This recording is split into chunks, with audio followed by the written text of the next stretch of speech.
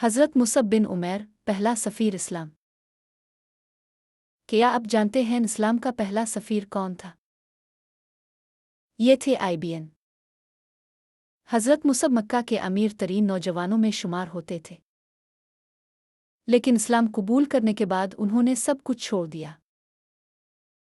محمد نے انہیں مدینہ بھیجا تاکہ لوگوں کو اسلام کی تعلیم دے۔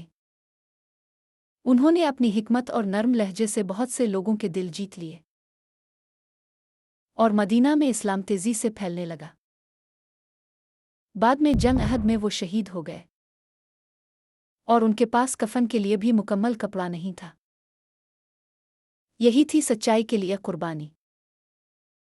اگر آپ کو ویڈیو پسند آئی ہے تو برا کرم لائک، شیئر، کمنٹ، فالو کریں، اور تاریخ وتھ احمد یوٹیوب چینل کو سبسکرائب کریں، اور گھنٹی کو دبائیں تاکہ میری آنے والی تمام ویڈیوز اب تک پہنچ سکے۔